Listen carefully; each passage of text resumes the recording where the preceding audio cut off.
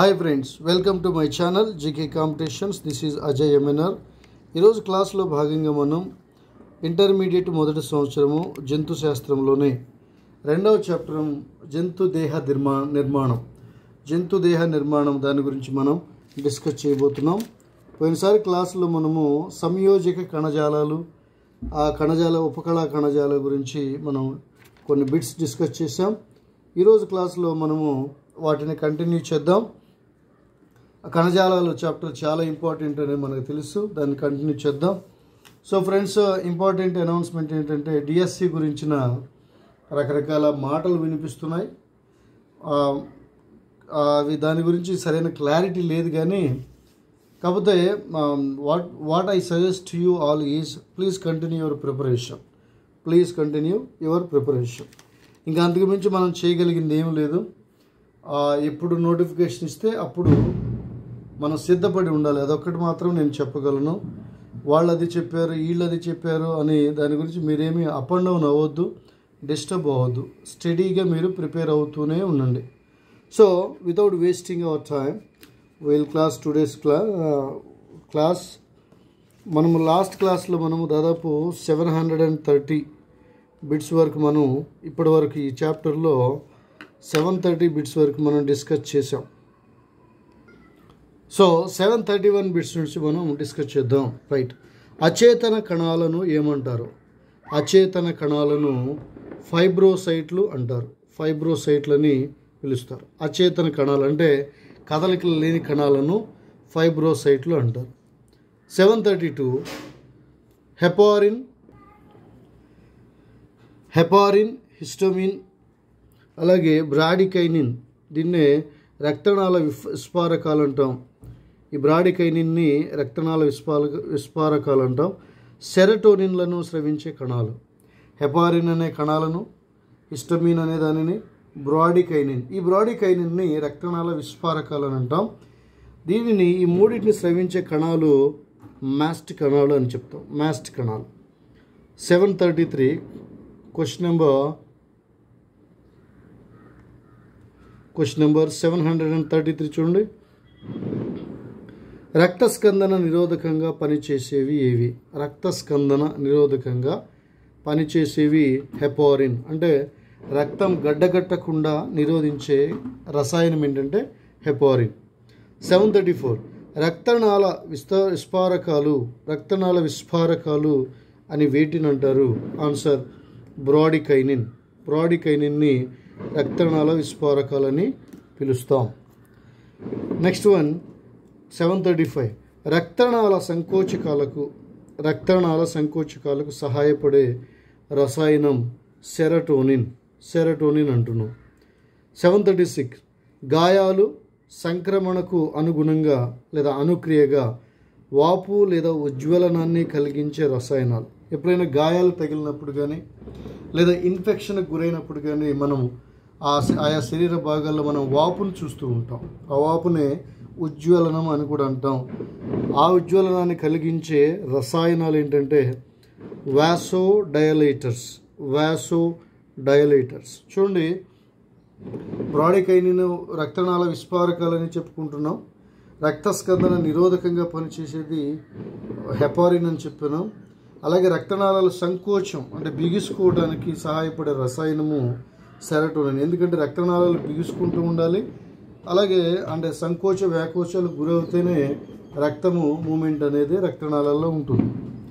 అలాగే గాయాలైనప్పుడు ఇంకా సంక్రమణకు ఇన్ఫెక్షన్కు అనుక్రియగా వాపు లేదా ఉజ్వలనాన్ని కలిగించే రసాయనాలు వాసోడైలేటర్స్ అంటాం. నెక్స్ట్ క్వశ్చన్ 737 రక్తంలోని మోనోసైట్ల నుండి ఉద్భవించే అమీబా రూపంలో ఉన్న కణాలు ఏవి? రక్తంలో ఇవి మోనోసైట్లు రక్తంలో ఉంటాయి. ఆ మోనోసైట్ల నుంచి ఉద్భవించే కణాలు ఉంటాయి. ఈ కణాలు అమీబా రూపంలో ఉంటాయి. వాటిని స్థూల భక్షక కణాలు అంటాం. 738 దేహంలోని చనిపోయిన కణాలను, కణ చెత్తను భక్షణ చర్య ద్వారా తీసివేసి శుభ్రం చేసే కణాలు. ఆన్సర్ స్థూల భక్షక కణాలు.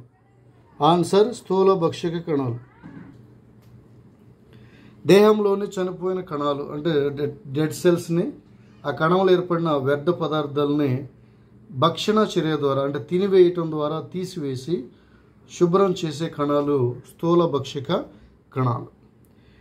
నెక్స్ట్ క్వశ్చన్, అంతర సఫాయికారులు అని వేటిని అంటారు? అంతర సఫాయికారులని స్థూల భక్షక కణాలుని అంతర సఫాయికారులు అంటారు. 740 కణజాలానికి అతికి ఉండే స్థూల భక్షక కణాలను ఏమంటారు? Very important. కణజాలానికి అతికి ఉండే స్థూల భక్షక కణాలను హిస్టియోసైట్స్ అంటారు. 741 క్వశ్చన్ నెంబర్ 741, ప్లాస్మా కణాలు ఏ రక్త కణాల నుండి ఉద్భవిస్తాయి? ప్లాస్మా కణాలు ఏ రక్త కణాల నుంచి ఉద్భవిస్తాయి? Beta lymphocytes. 742 ప్రతిరక్షకాలను ఉత్పత్తి చేసే కణాలు. ప్రతిరక్ష అంటే యాంటీబాడీస్ని, యాంటీజెన్స్ ఎప్పుడైతే శరీరంలోకి ప్రవేశిస్తాయో వాటికి ప్రతిరక్షకాలు అంటే యాంటీబాడీస్ని ఉత్పత్తి చేస్తాయి. అవి ఏ కణాలు అంటే ప్లాస్మా కణాలు. ప్రతిరక్షకాలు అంటే యాంటీబాడీస్, యాంటీజెన్స్కి అగెనిస్ట్గా పోరాడే వాటిని ఉత్పత్తి చేసే కణాలు ప్లాస్మా కణాలు. 743 క్రొవ్వును నిల్వ చేసే ప్రత్యేక కణాలను ఏమంటారు? క్రొవ్వును నిల్వ చేసే ప్రత్యేక కణాలను ఎడిపోసైట్స్ అని అంటారు. ఎడిపో కణాలు అని అంటారు. 744 ఏరియోలార్ కణజాలము ఎన్ని తంతువులుగా విభజింపబడినది? ఏరియోలార్ కణజాలం ఎన్ని తంతువులుగా విభజించబడినది? ఆన్సర్ 3 రకాలు. 1 కొల్లాజెన్, 2 జాలక, 3 స్థితిస్థాపక. 745 కొల్లాజెన్ అనే తంతువు ఏ ప్రోటీన్తో నిర్మితమైనది? కొల్లాజెన్ అనే తంతువు కొల్లాజెన్ అనే ప్రోటీన్తో నిర్మితమైంది. 746 స్థితిస్థాపక తంతువులు ఏ ప్రోటీన్తో ఏర్పడతాయి? ఆన్సర్ ఎలాస్టిన్ అనే ప్రోటీన్తో ఏర్పడుతున్నాయి. తర్వాత 747 కొల్లాజెన్ మరియు స్థితిస్థాపక తంతువులు ఏ రంగులో ఉంటాయి? కొల్లాజెన్ అలాగే స్థితిస్థాపక తంతువులు, కొల్లాజెన్ అనేది ఒక తంతువు, అలాగే స్థితిస్థాపక అనేది కూడా ఒక తంతువే. ఇవి ఏ రంగులో ఉంటాయి? కొల్లాజెన్ తంతువులేమో తెల్లగా, స్థితిస్థాపక తంతువులేమో పసుపుగా ఉంటాయి. నెక్స్ట్ 748 క్వశ్చన్ నెంబర్ 748 కణబాహ్య మాత్రికలో దృఢమైన కట్టలుగా ఏర్పడే తంతువులు. కణబాహ్య మాత్రికలో దృఢమైన కట్టలుగా ఏర్పడే తంతువులు కొల్లాజెన్ తంతువులు. 749 సాగే గుణం లేని తంతువులు కొల్లాజెన్ తంతువులు. మరి సాగే గుణం గల తంతువులు ఏంటంటే ఎలాస్టిక్ తంతువులని మనం చెప్తున్నాం, స్థితిస్థాపక తంతువులు. 750 ఎముక మజ్జ లాంటి కొన్ని కణాల్లో పలుచని వలలాగా ఏర్పడి బలాన్ని ఆధారాన్ని చేకూర్చే తంతువులు ఏవి? Very important friends. ఎముక మజ్జ లాంటి కొన్ని కణజాలాల్లో పలుచని వలలాగా ఏర్పడి బలాన్ని ఆధారాన్ని చేకూర్చే తంతువులను జాలక తంతువులు, ఇవి నెట్ ఒక వలలాగా ఏర్పడే తంతువులను జాలక తంతువులు అంటున్నాం. 751 క్వశ్చన్ నెంబర్ 751 శాఖాయుతమై వలలాంటి నిర్మాణమును ఏర్పరుస్తూ స్థితిస్థాపక మృదులాస్థిలోను స్థితిస్థాపక స్నాయువుల్లోనూ ఉండే తంతువులు. ఈ తంతువులు శాఖాయుతమై ఉంటాయి, వలలాంటి నిర్మాణాన్ని ఏర్పరుస్తాయి. ఇవి స్థితిస్థాపక మృదులాస్థిలో ఉంటాయి, స్థితిస్థాపక స్నాయువుల్లో కూడా ఉంటాయి. ఆ తంతువులని స్థితిస్థాపక తంతువులు అని అంటాం.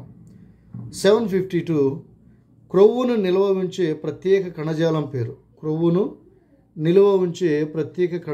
పేరు అదే ఎడిపోస్ కణజాలం అని అంటాం. దీన్ని ఎడిపోస్ టిష్యూ అంటాం. 753 ఎడిపోస్ కణజాలంలో ఉండే కణాలు ఎడిపోసైట్స్. తర్వాత చర్మం క్రింద ఉంటూ ఉష్ణ నిరోధకంగా పనిచేసే కణజాలం. Very important friends. చూడండి, చర్మం కింద ఉంటుంది ఇది ఉష్ణ నిరోధకంగా, అంటే బయట ఉన్న వేడిని శరీరం లోపల ఉన్న వేడిని బయటికి పోనివ్వదు. అలాగే బయట ఉన్న చలిని లోపలికి రానివ్వకుండా, వేడి అటు ఇటు మారకుండా, ట్రాన్స్ఫర్ అవ్వకుండా కదా చేసేదే ఎడిపోస్ కణజాలం, ఎడిపోస్ టిష్యూ. అందుకే చర్మం కింద ఎక్కువ, ఇప్పుడు మన పోలార్ బేర్స్ని వీటిని కనుక మనం చూస్తే వాటి చర్మం కింద చాలా ఒక లేయర్, కొవ్వు లేయర్ ఉంటుందన్నమాట. ఈ కొవ్వు లేయర్ వల్ల అవి చలికాలము లేదా అవి ధ్రువాలు కాబట్టి చలి ఎక్కువగా ఉంటుంది కాబట్టి -డిగ్రీలో ఉంటుంది కాబట్టి అవి శరీర ఉష్ణోగ్రతను కనుక కోల్పోతే అవి చనిపోతాయి. అందుకే ఆ ఉష్ణోగ్రతను కోల్పోకుండా అవి ఏం చేస్తాయంటే వాటికి బై డిఫాల్ట్ ఒక అనుకూలనం ఉంది. అదేంటంటే వాటి చర్మం కింద మందమైన క్రొవ్వు పొర ఉంటుంది. ఆ క్రొవ్వు పొర ఏం చేస్తుందంటే శరీరం లోపల ఉన్న వేడిని బయటికి రాకుండా చూస్తుంది. అలాగే బయట ఉన్న చలి శరీరంలోనికి ప్రవేశించకుండా చూస్తుంది. ఒక ఇన్సులేటర్గా పనిచేస్తుంది. అదే ఎడిపోస్ కణజాలం లేదా ఎడిపోస్ టిష్యూ అంటున్నాం. తర్వాత 755 చూడండి. తిమింగలాలు సముద్రపు ఆవులలో ఎడిపోస్ కణజాలం ఏర్పడే పొర పేరేమిటి? ఇది కూడా చాలా ఇంపార్టెంట్ ఫ్రెండ్స్. తిమింగలాలు ఉంటాయి, అలాగే సముద్ర ఆవుల్లో కూడా ఎడిపోస్ కణజాలము చర్మం కింద ఒక పెద్ద పొరలాగా ఏర్పడుతుంది.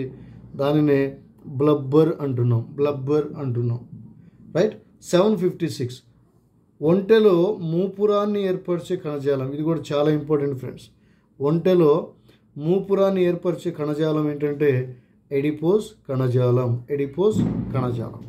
క్రొవ్వు ఇది వాటర్ని ఎక్కువగా నిల్వ చేస్తుంది. Next question. అరచేతులు అరికాళ్లలో ఉంటూ కుదుపు నివారణగా పనిచేసే కణజాలం. అరచేతిలో ఉంటుంది, అలాగే అరకాళ్లలో ఉంటుంది. కుదుపు నివారణగా పనిచేసే కణజాలం ఎడిపోస్ కణజాలం. ఇది కూడా చాలా ఇంపార్టెంట్ ఫ్రెండ్స్. 758 చూడండి. అదనపు పోషకాలను క్రొవ్వులుగా మార్చి నిల్వ ఉంచే కణజాలం. ఇది కూడా ఇంపార్టెంట్. ఎడిపోస్ టిష్యూ గురించి చాలా బిట్స్ ఉన్నాయి, గమనించాలి. అదనపు పోషకాలను క్రొవ్వులుగా మార్చి నిల్వ ఉంచే కణజాలం అంటే ఎక్కువ మనం కార్బోహైడ్రేట్ తీసుకున్నాం అనుకుంది, అది ఎక్కువగా ఉన్న కార్బోహైడ్రేట్ డైజెషన్ అయిన దాన్ని శరీరంలో క్రొవ్వులాగా నిల్వ చేస్తుంది అన్నమాట. ఈ కార్బోహైడ్రేట్ క్రొవ్వులాగా మార్చబడుతుంది. స్టార్వేషన్ కండిషన్లో ఆ క్రొవ్వు తిరిగి మరలా ఎనర్జీగా మార్చబడుతుంది. ఈ అదనంగా ఉన్న పోషకాలన్నింటినీ క్రొవ్వులుగా మార్చి ఉంచే కణజాలం ఏంటంటే అది ఎడిపోస్ టిష్యూ, ఎడిపోస్ కణజాలం అంటాం. 759 ఎడిపోస్ కణజాలం ఎన్ని రకాలు?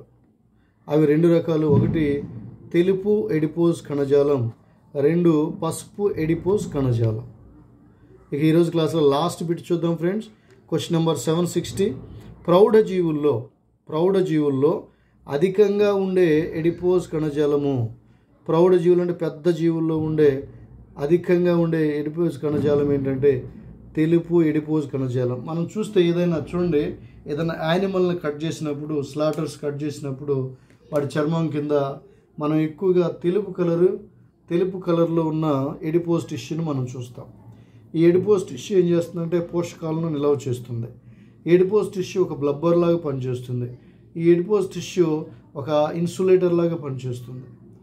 క్లిష్టమైన వాతావరణ పరిస్థితుల్లో నుంచి టెంపరేచర్ అప్ అండ్ డౌన్స్ ఉన్న పరిస్థితి నుండి జీవిని రక్షిస్తూ ఉంటుంది.